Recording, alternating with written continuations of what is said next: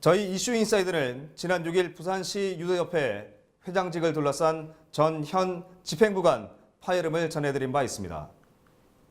그동안 침묵을 지키고 있던 부산시 유도협회가 전 집행부에 대한 비리를 주 내용으로 전방위 고소장을 경찰에 제출했습니다. 현 집행부 흔들기에 공식 대응하고 나선 것입니다. 대한유도협회 측은 전 집행부의 상황 노릇은 그만할 때가 됐다고 조언합니다. 이슈 인사이드가 추적했습니다. 부산시 유도협회가 최근 경찰에 제출한 고소장입니다.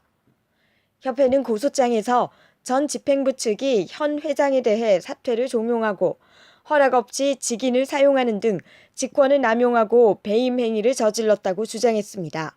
협회 측은 부산시 유도협회에서는 5단 이상 심사를 할 수 없음에도 심사를 벌여 유도회 업무를 마비시키는 등 업무를 방해했다고 적시했습니다. 전 회장 측은 이에 대해 현 회장의 사전 승인을 받아 이뤄진 행위라며 아무 문제 없다는 입장입니다.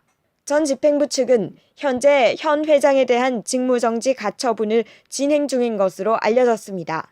협회 측은 허위사실에 의한 명예훼손, 사문서 위조 동행사 등의 혐의를 고발장에 함께 적시한 것으로 확인됐습니다. 부산시 유도협회 측은 이미 지난주 고발인 조사를 마쳤으며 형사고발 외에도 민사소송을 함께 제기한 것으로 알려졌습니다.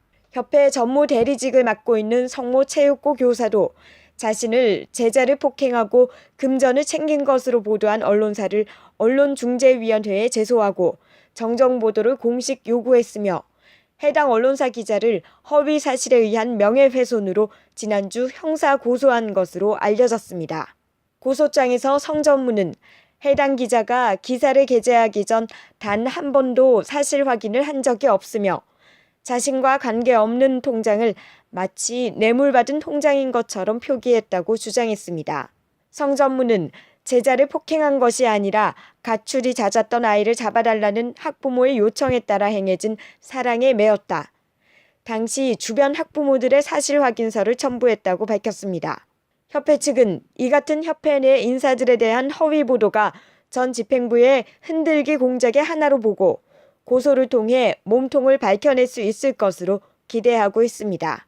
부산시 유도협회의 갈등에 대한 언급을 자제하고 있는 대한유도협회와 부산시 체육회는 전 집행부가 계속해서 현 회장을 흔들고 상황 노릇을 계속하려 할 경우 특단의 조치를 강구할 수밖에 없다는 입장입니다. 회장은 대의원도 아니고 이사도 아니고 이제 지금 현재로는 자기들이 그냥 명예회장으로 앞전에 거의 명명을 했다고 하는 것던데, 그럼 명예회장이라는 건 그냥 명예회장이 아무 권한이 없거든요. 이게 너무 이제 길어져가지고 계속 그 문제가 그 정상화가 되지 못하고 협회 구실을 못하게 된다더니 우리 체육회에서 결국은 이제 이 문제를 이사에서 달아야 될 부분이 이제 올 겁니다.